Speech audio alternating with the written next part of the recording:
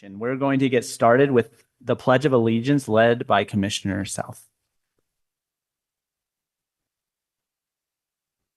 Allegiance to the flag of the United States of America and to the republic for which it stands, one nation, under God, indivisible, with liberty and justice for all. Thank you, Commissioner South. And for this Provo Planning Commission, it's the 6 o'clock on the 25th of September. We will start with a roll call from the commissioners. Adam Shin, no conflict. Melissa Kendall, no conflicts. Lisa Jensen, no conflicts. Daniel Gonzalez, no conflicts. Jonathan Hill, no conflicts. Andrew South, no conflicts. Barbie DeSoto, no conflicts. And I'm Jeff Whitlock, no conflicts.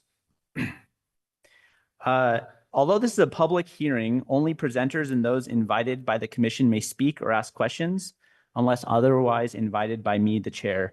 Please wait to be called on. When speaking, be sure to speak into the microphone so that the record is clear. Please state your name and city of residence for the record. Please limit side conversations as they interfere with the audio recording and the flow of the meeting. If you need to have a side conversation, you can please step out of the chambers.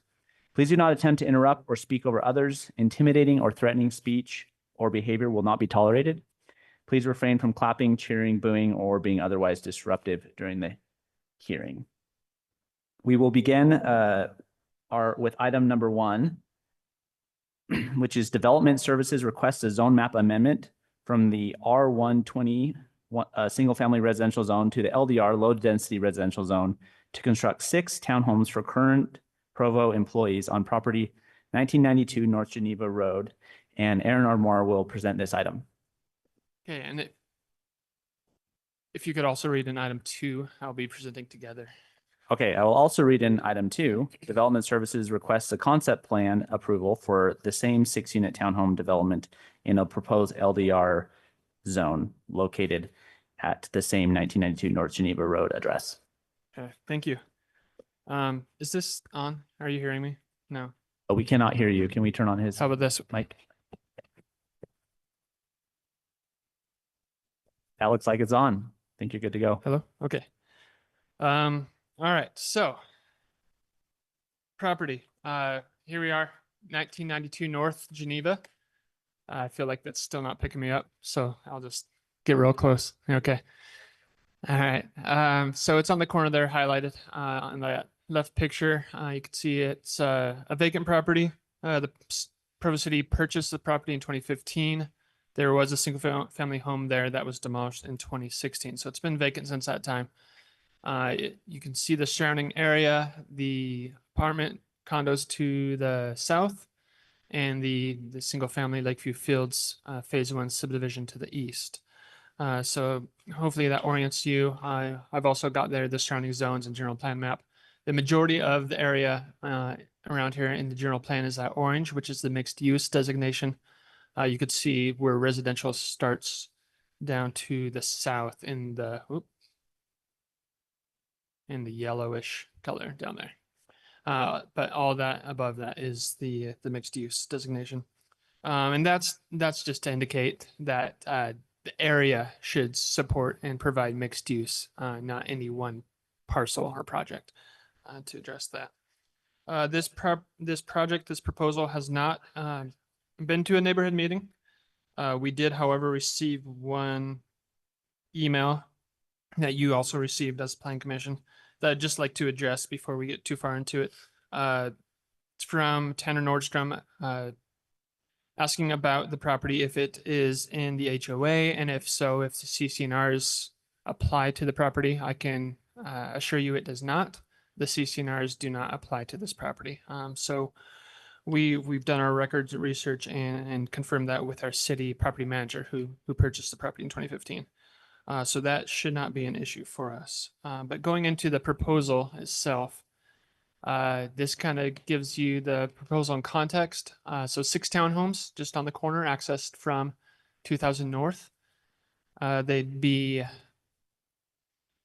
3-bed units, each provided with 2-car garage within the unit, and then guest parking on the property on surface parking stall as you come in. So the proposal itself is kind of exciting. It's in partnership with Provo Housing, and we are hopefully creating some attainable workforce housing with this. So the land trust would hold the land. Property owners would come and own the sticks and bricks. They in turn sell that to another candidate that meets the criteria. So it's nice that we own the properties, that we can start seeing how this works to provide this type of housing in the city, and that's badly needed. So the proposal itself to get there is to change the zone from R120 to the LDR zone.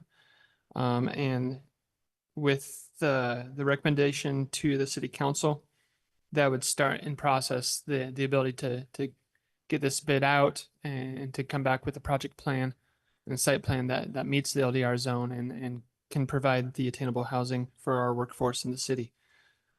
So we do have some experts in the field in the audience that you can refer to and ask questions to. Sarah Van Cleve with Provo Housing and Dave Gardner can both help if you have any questions about how this program would work. But that's all I have prepared, unless you have any questions for me. Does anyone have any questions? Commissioner Hill. Okay, I've got several questions. So first of all, it has not gone to a neighborhood meeting. What is the official process? Are those not required to go to, or how does that work? On a rezone, they are. The timing now with the district calendars, we just missed the last district meeting for this area. So the next one wouldn't be until, I believe, in October. Yeah, October 30th. So the timing of this, it has to go to a neighborhood meeting before city council, Okay, which allowed us to at least bring it to you. got it. Okay, so that will happen before you take it to city council. On the west side, at least in some areas, we talk about 4 units per acre density. That doesn't apply to this corner because of the mixed use designation, or how's that working? Yeah, there? the mixed use designation gives us some leeway in that. You're right. Okay. And then my next one, is there ever any plans of curving 2000 North or something to kind of straighten out that intersection since it's a sharp turn? Once upon a time, that was the plan. That has passed us. So now with the road improvements that have been made between us and Orem, this is the configuration that you'll see. Okay, excellent. And then finally, it looks like you have the driveway kind of really close to the driveway for the other units right there. Is there no way to just connect in to their parking lot and limit the number of, entrances coming off of 2000 North? It'd be nice. I think that question was asked, and this was the result. So we've Okay. looked at the traffic flow, the traffic numbers that would come out of 6 units, and Mhm. having it in that proximity with the other driveway doesn't seem to be an issue with Too engineering. bad, okay. So it just seems like, I don't know, you could put It's another a missed unit there if you opportunity. could do I that, agree, right? but yeah, you So it can't would've force been somebody nice. into it. Yeah. Okay, those are my questions. Thank you, Commissioner Hill. Commissioner I have a Kendall? question. What's that? I can't tell from the drawings here, but are these front yards facing onto 2000 North? Correct. Okay. So the garage is in the back. They'll be rear loaded from the, so you'll Okay. see the access coming in here. And then each of the garage doors will be in the back here, facing the apartment building here. The front yards and doors will be towards the street with the setback there. Landscape setback. Is there, so this is me not knowing code stuff probably, but I wonder sometimes if in this situation on a street like this, it shouldn't be flipped so that the space where people would be walking and kids could be playing would be away from the street. That poses several problems. I get what you're saying, but having that many accesses off of a street, especially 2000 North, which is only going to grow in travel, Okay, so you mean, so having each of the garages come off of 2000 North would be problematic. yeah, I don't necessarily mean the garage should come right off You're of there. pushing the buildings all the way. Yeah, Okay. just anyway, Just a thought, because I feel like, so I live on a pretty busy street. It's a 25-mile-per-hour street. I feel like people aren't gonna use their front yards, and it just is sort of pointless to have them if they're gonna be that close to a street like that. So there's two, yeah, there are a couple of things with that. One is there's always going to be a landscaped setback standard from the street. So that's making use of that by putting the front doors there to hopefully make that usable space. And specifically with the LDR design standards, the parking can't be between the front doors and the street. So we're trying to bring it to the street to make it more walkable. So hopefully people will use their front doors. I know on the, the overnight parking, you park in the garage, you come in through the house. I get that. But hopefully the front doors would be used still on a daily practice. Is that what you mean? Commissioner Kendall, you had some questions? Again, what's the square footage of each unit? Let's see. Just 40 over 2,000. 46. Okay, I was going to do the math real quick, 2,000. but Thank And what do you anticipate is the market value? I mean, what would it cost for somebody to buy one of these? What's your guess? I'll let the applicant answer Okay. that when they come up. let Sarah Van Cleese come up and answer that for us. Okay, thanks. This question might be better for the applicant but just curious about kind of, the program works because it's specifically for Provo City employees, correct? I don't think we can limit that much. But yes, let's ask Sarah then. Okay, all right, sounds good. Any, Commissioner Jensen? So my question is similar. I want to know how this is supposed to keep prices low. So I guess the applicant can explain that. And then I had two questions I think that are for you. It says there's guest spaces, but all I see is a big long driveway. Where do they intend for those guest spaces to go in that 24 feet? So yeah, you're seeing a very bare bones site plan. And that's for a reason. We didn't want to get too far advanced in the Right. drawings as the way this project is working. But we anticipate two parallel spaces being right here because you And just you're need, putting them there because nobody will need that for backing up space. yeah, and Okay. you only need 16 feet width for the ingress egress. So then you'd still have 8 feet for the parallel stalls. Okay. And then my other question is, I feel like I need to understand the SDP4 and the SDP5 zones if we're going to nestle this in the middle. So I'm wondering if you could maybe give us a rundown of what the uses are that are planned for and allowed in those two zones that are surrounding it. Sure. So the SDP5 zone is what you see on the ground. Further east, as you go, oh, here we go on this one, you could see it. That is also SDP5 zone. So that's going to develop just like this has. And then That one's, it says SDP4. 4, sorry. SDP5 is Broadview Shores. SDP4 is Yeah, over here. yeah, yeah. So yeah, it was just a specific development plan to bring in this apartment project and these single family detached units. So it is already incorporating that density, Yeah, so it's got a mix of various densities. of residential types there. Okay. And I think this, as I noted in the staff report, I think this only adds to that. Right. I Gives think you that one it more fits product. in like what it looks like. And then the SDP5 is Broadview Shores, but what was that? Broadview intended Shores to be? has done theirs by villages. So up here you're seeing village 4 and 5 in the SB5, which are range in density from 3 to 7 units per acre, I believe. So you could see a mix, single family mix of detached, single densities. family attached Okay. through that. As you move further west in Broadview Shores, you'll get to commercial and more high density as well. Okay. Thank you. Thank you, Mr. Armour. That's good. All right, I'd like to invite the applicant from Development Services to come on forward and please share. Sorry, what? Yeah, so it is kind of a joint applicant Yeah, process. We are development services and it is our Oh, so application, it's- but we're working along with Sarah Van Cleve from Provo Housing. So Okay, it's Sarah Van Cleve from Provo joint product. Housing. Thank you. Hi, thanks for having me. I want to make a couple clarifications. When I am Sarah Van Cleve from Provo City Housing, but I'm also the executive director of Utah Community Land Trust. So it's a separate entity from the Housing Authority. It's a support agency for Utah Regional Housing, which is the nonprofit arm of Provo City Housing, just so that you can understand the different arms of our work. You asked how big the units are going to be. They're going to be about approximately 1,200 square feet of living space plus a 2-car garage. The way that a land trust works is that the land is placed in a trust, and that will be Utah Community Land Trust in perpetuity. We build and develop the housing, and then we turn around and sell it. And just to make it somewhat easy, the cost of land is about 1/3 of the cost of the price of a house. So we're taking the price of the land away from the homeowner, and they don't have to pay that. There will be a small leasing fee, and that will cover the things like snow removal and landscaping to ensure that the outside is maintained. But the homeowner will have full control over their grass and all of that, and free to live in their units. So it's considered workforce housing. So we can build it for people that work for the city. As you know, we have all kinds of programs out there where people meet eligibility, food stamps, my housing programs.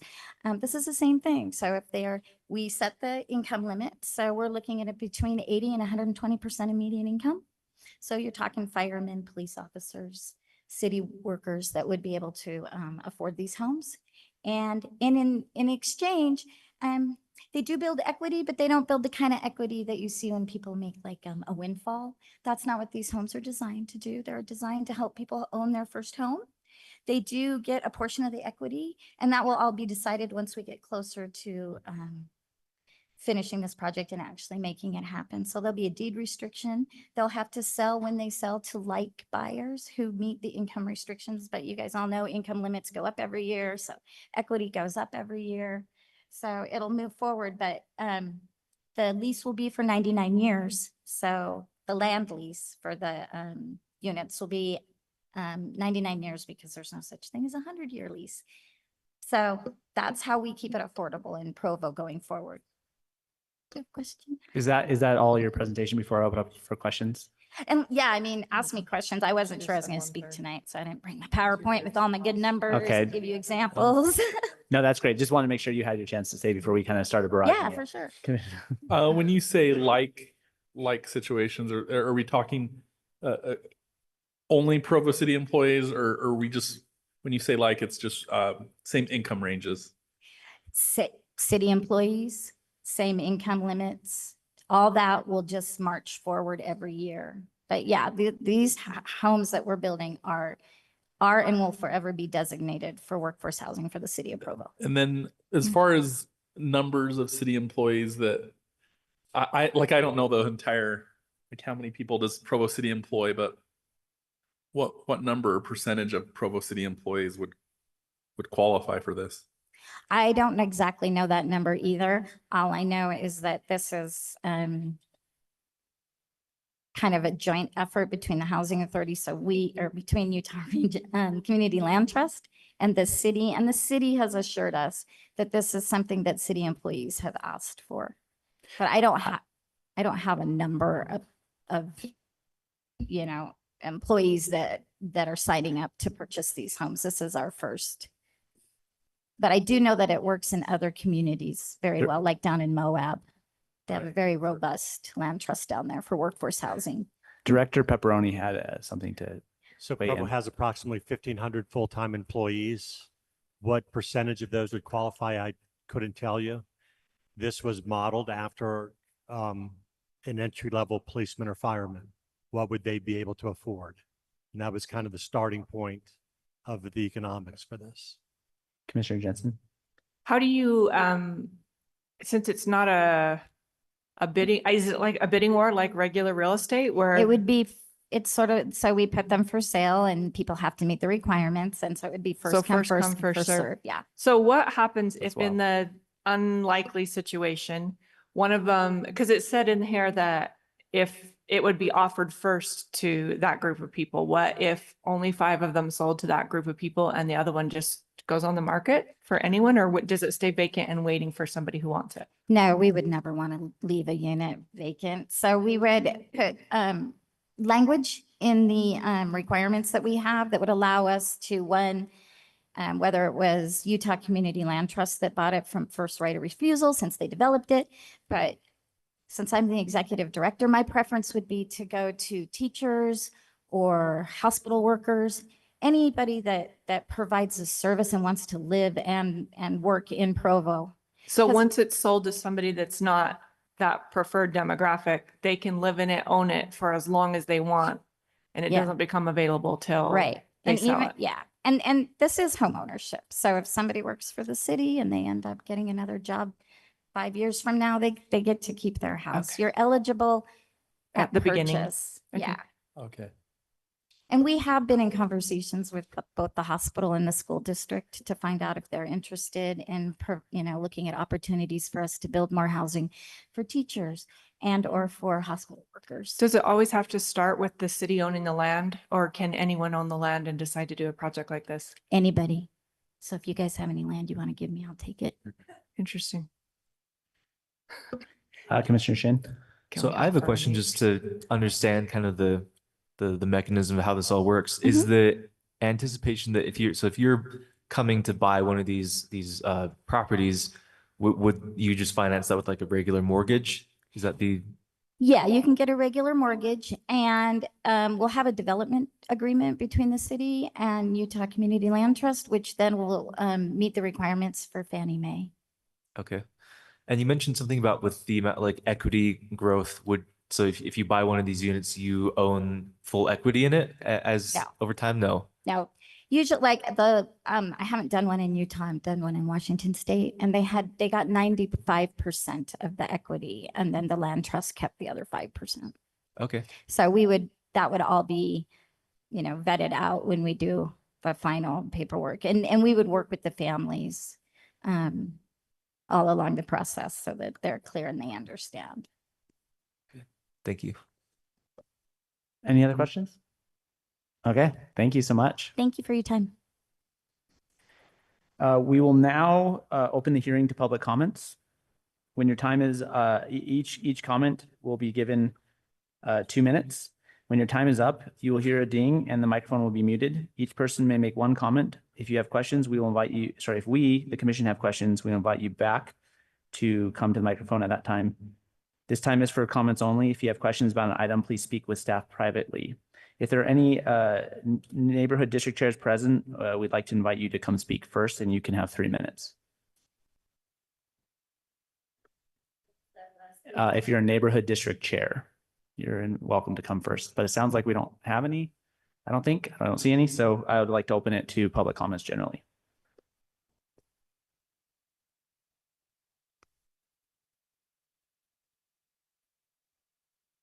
I'm Linda Brown. We live in one of the 2 homes on 2000 North. So we would be a little bit east and across the street from this development. Where is the entrance to this development? The drive-in It's on 2000 North on the east side of the townhomes. on the east side. One Okay. entrance on 2000 North. 2000 North is a very busy street. And I think this would very much impact the danger of that intersection, Geneva Road and 2000 North. It is not a good intersection. It has been under construction somewhat now for about 2 weeks. So we've had a lot of cars parking on the street. And I would dare say that that's exactly what will happen here. You say this is 3-bed units with 2-car garages. Now, I didn't understand, I didn't hear everything that she said about this and how you would really manage what you're saying would be restrictions. But I talked to a property manager of the Mansell property, which is just a little bit north and west on Geneva Road. And he said what happens, and I think it would be logical to happen here. People would buy this and they would rent it to students. So you would have 6 students in the 3-bedroom unit and they would all have a car and there would be 2 parking spots. So Geneva Road is going to be the parking lot and that would be a very dangerous thing to do. We don't need that kind of high density. That is not a very big lot. And to think that that kind of a development would go on that small of a lot and have parking that would accommodate the number of people you're talking about, plus the potential number of people that could inhabit those units, it isn't logical to think that you would do that. So our hope is that you would not approve this zoning change. Thank you. Thank you. Appreciate it.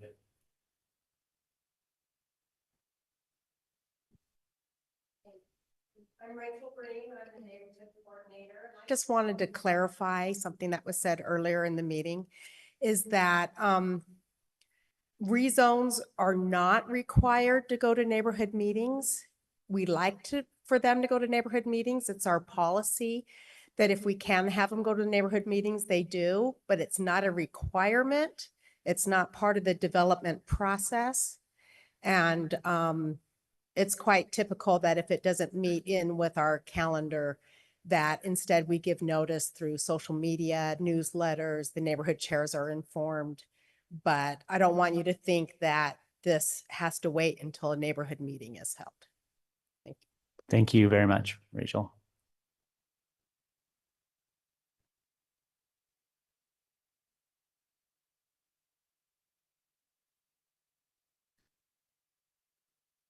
I'm Don, hello? We can hear you great. Thank you so much. Okay. I'm Don Barr. I'm a neighbor west of this on the west side of Geneva Road. When that light went in, some people began calling it the Barr's light. I don't know if it has helped us or hindered us in terms of access to Geneva Road. Anyway, the concept is a good one, but when it was posed to me and I said, you want to put 6 homes there? It would be much better for 4 people or 4 homes. That would give a little bit more room. That would ameliorate some of the traffic problems.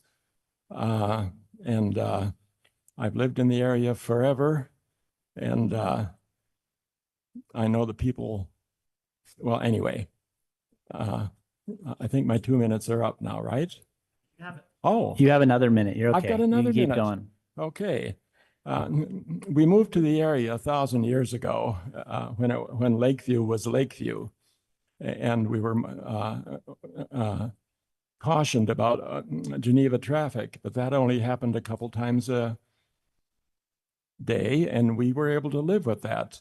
And then when Lakeview, which exists only in the name of a school in Provo now, went away, we're some of the old timers, and we have gone with the growth. I hate to see the farm stuff go, but I know even my property, there are people who salivate constantly, wondering, when are you going to die so that we can develop your property? I really think that 4 homes would serve the need. 6 would really exact. Thank you so much. Appreciate the comment. Are there any other public comments?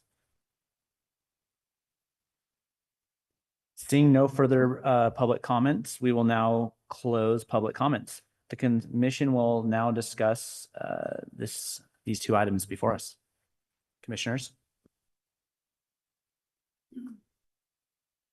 Yes, Commissioner Shin. I would be curious to ask with just it seems that there should be a provision to not allow this to be subletted out or rented out to somebody who doesn't qualify, right? That's correct. Like that seems, is that already the case? Yeah, maybe who could somebody give Aaron or have more information on that? I apologize. I should have said it has to be owner occupied, which would be one of the restrictions that we put. Okay, so no subletting, and that's for the Nope. entire in Ever. perpetuity. Yeah, okay. Yeah. Okay. And For the neighbors that are concerned about that, how is that enforced? So that's one of the reasons that the land trust is working in hand with the housing authority, because that's what we do. That's our core business, as we verify income eligibility, and we have a robust property management staff. So we will be out there in the properties. Plus, we put liens against the properties, so they can't even refinance without us knowing about it. Okay. So. And we will require an annual certification that that is their primary residence. So, and then somebody else had one more question. Can't remember what it was. The reason why we're building 6 is because 4 would not be able to hold that neighborhood together, because I have to plan for replacement of the driveways and the roofs and all of that. And so we need to ensure that the homeowners aren't over or house poor, where they can't afford to keep those units together. And so 6 is the number that we came up with a small HOA due that would allow us to maintain 4 walls out. What do you estimate that HOA to be, the HOA fee? Between $50 and $60 a month. And can I just have you clarify, you said that the purchase price will be 2/3 of the market value? Market value, yeah. 2/3 is what they would pay. Yes. Okay, and that's why they don't get 100% of the equity back, because Right. they're getting it at a discounted price. Right. And what's your guess as far as market value at this point? We hope to have the construction costs come in around 305,000, selling them at 375 with a market value of 475. Great. Thanks. But that's all very crude numbers, just because we haven't invested a lot until we can actually figure out if we can do this project. And just to clarify, for someone who might think the HOA of 50 or 60 is high, I mean, that includes property and liability insurance for accidents And, occurring on common property, right? And we'll probably cover the garbage bill as well. Broken sprinklers. All of that. Yeah. Okay. Thank you. Thank you very much. Commissioners, what are we thinking? Any feedback? I still am concerned about I know, okay, maybe it's impossible with the requirements or whatever, but I'm wondering if there's a way that they can, instead of being all in one line, be like 3 facing each other. So if there's like a courtyard, is there not space for that? It's just too tight. Okay. Because that would be really nice. I sort of assume that these will be people with young children, and like their kids just won't be able to go outside because like that street, So anyway, just a thought. There's no rules about not having a fence, right? They could have a little 3-foot picket fence around the whole front, and all of a sudden you got a cute yard that is a little more safe. So I'm not super worried about The standard code minimum for that separation. So engineering didn't have any specific concerns or comments with that. As the zoning, if the zoning is approved and the project plan moves forward, that's when the true traffic study analysis would be done and to confirm that. But as of now, it doesn't seem that that'd be an issue. So if that street is simply too busy to have an access that close, does that mean nothing can go in there because nobody can warrant a garage or a driveway there? No, I think you mentioned one of the possible solutions to that, right in, right out. There's different things that traffic engineers can. So do that to would be make it the work. next step. Okay. Certainly, we would all prefer an access on 2000 North other than Geneva Road, correct? And by designing it the way we have, cars will always be fronting out onto 2000 when they pull out. So it's those kinds of factors that help give the engineering department comfort with what is being proposed. Is 2000 North the one that will curve around and connect with Lakeview? Or is that the one that? Okay. Out west it will. Okay. Thank you. Yes. Mr. Shin? There was a concern brought up about issues with parking spilling out. I noticed with the 6 units, we have planned for 6 units and like two visitor parking spots, right? One question I have looking at the map here is just with regards to what happens if more people want to come and visit, park, whatever. What is the situation with street parking on, I'm looking down Geneva Road and I'm looking over on 2000 South.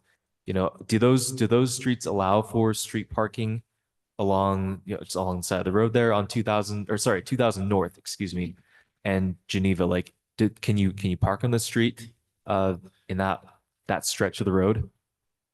So I see that you have the turn lane starting up, but like to the just to the east of this development on 2000, can you? I was trying to find my magnifier. It's hard to Okay. see. But for the majority of the frontage of this on 2000 North, there is no on-street parking.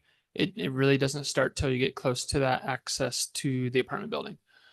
So parking directly in front of those units isn't going to be an option. Geneva is a UDOT road. I don't know if there's parking on that road or not. So that's a UDOT road. We don't control that. While I have you, so the units have a 2-car parking garage, correct? Right. And is there any parking inside of the Yeah, area so outside? it's aside from the anticipated garages? that there'd be 2 additional parallel stalls for guest parking here. And But that meets this the is standard. entirely back out Okay. area, so there Yep. would be parking here, but there'd be 2 stalls here. Okay. Thank you. Any other comments or thoughts from the commission, Commissioner Jensen? I just wanted to ask again about why the 2 driveways, why can't they pull out to the east and then share that driveway? Is it just because of someone else's property? Okay. Commissioner Gonzalez? Yeah, I'd like to make a recommendation well, I don't know if you can do this, but maybe those 2 guest stalls there's going to be signage or labeling that designates them as such for deliveries or visitors or just that they're temporary, not permanently intended for residents also. I'm getting nods of yes. Okay. That could be an HOA thing, couldn't it? That they would manage that, or is that outside the scope of like what an HOA would do? But I the actually Housing had- Authorities Management Company will handle that. Makes sense. I'll just kind of weigh in with my thoughts. Totally hear the public comments. And I think that a lot of them have been addressed with regards to this can't be rented out to students. It'll be enforced heavily. I think it's a great idea. It's a good concept. I know some of the early questions were related to what would happen if these don't get filled. My guess is these are going to sell like hotcakes. Just back of the envelope math, average house in Utah County is $589,000. That mortgage is $3,500 for people who own homes. You might not be familiar with these numbers. In order to live, good financial advice is you shouldn't spend more than 1/3 of your take-home income on mortgage. That means you should be taking home $10,500 per month to own the median house in Utah, which means you should be making about $150,000 to $160,000 a year. And so, as you can see, like there probably are not homes in our community that can be owned by firefighters and police officers. And I think it's really important to provide places for them to live. So while this may be a minor inconvenience to people around the area, I think it's a great project and our community needs these people and we need to provide places for them to live. I'm super excited about it. We talk so much about affordable housing and how to meet in the middle on it. And if this is successful, look at the doors that can be opened up with opportunities to fill in infill areas. I think it's awesome. And it matches the profile of like if you look at the images, it's very similar. It fits in, I think so fits in. too. I agree. I think it's really good. And I was thinking about this before. I was thinking, I know people might be hesitant for, this to go forward and then it's a small, it's slightly more dense than what's next to it. But I also think the alternatives to significantly increase the salaries of city employees.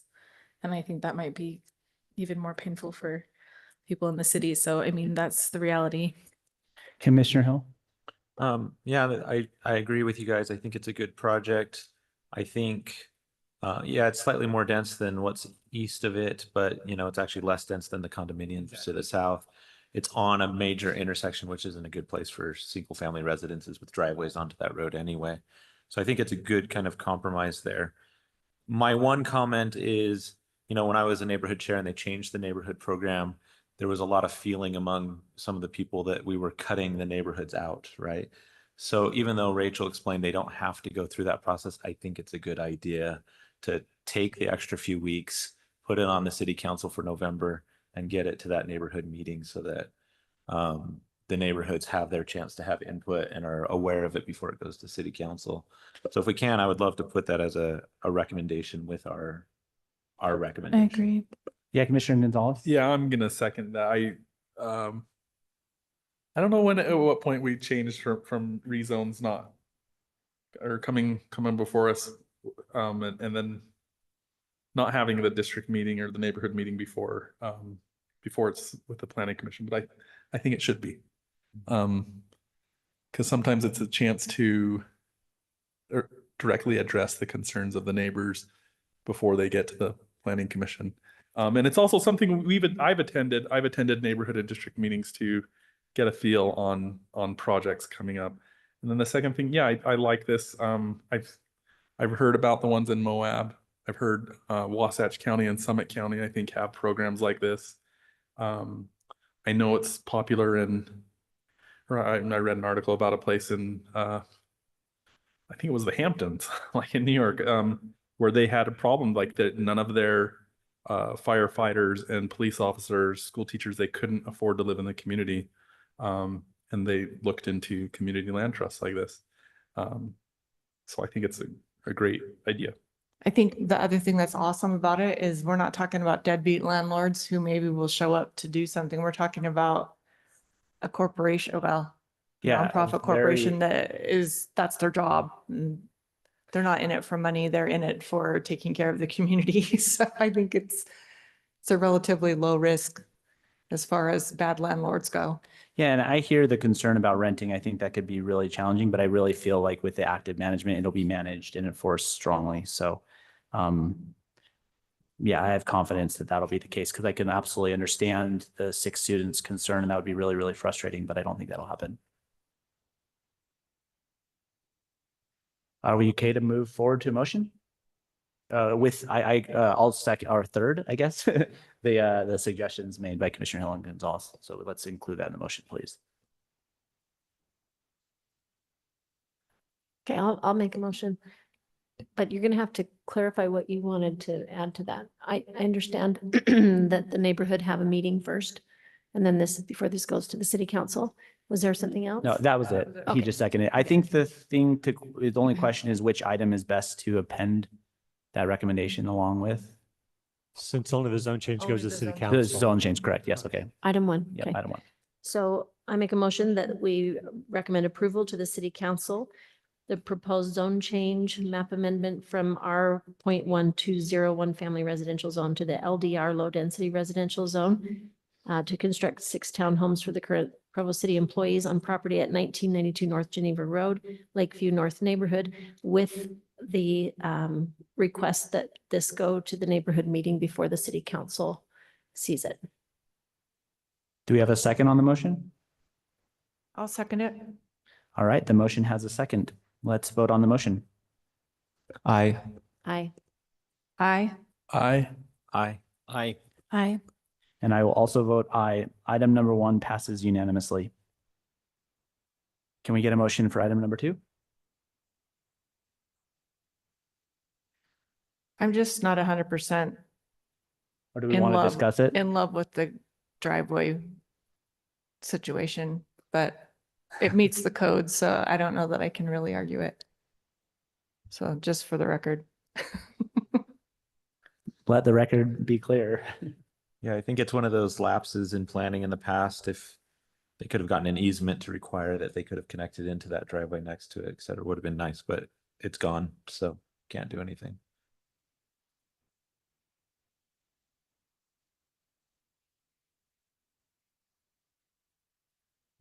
You saved us twice. I'll make a motion. All right, thank you. I move that the planning commission approve the concept plan from Developmental Services, a 6-unit townhome development in a proposed LDR residential, low density residential zone located at 1992 North Geneva Road, Lakeview North neighborhood. Is there a second on the motion? I'll second. Is there any discussion on the motion? All right, seeing no discussion on the motion, we'll vote on the motion. Aye. Aye. Aye. Aye. Aye. Aye. Aye. And I will also vote aye. Item number 2 passes unanimously, which that was the last item of our agenda. So this comes to the end of our meeting. I just want to say thank you so much for those who expressed comments. Item number 1 will go before the planning committee, or sorry, but before the city council if you have additional comments or feedback to engage. Thank you. This meeting is adjourned. Do we need to Oh, have sorry. a motion? We need to a adjourn? motion. Can we get a motion to adjourn? I'll make a motion to adjourn. I'll second. All right, all in favor of the motion? Aye. Aye.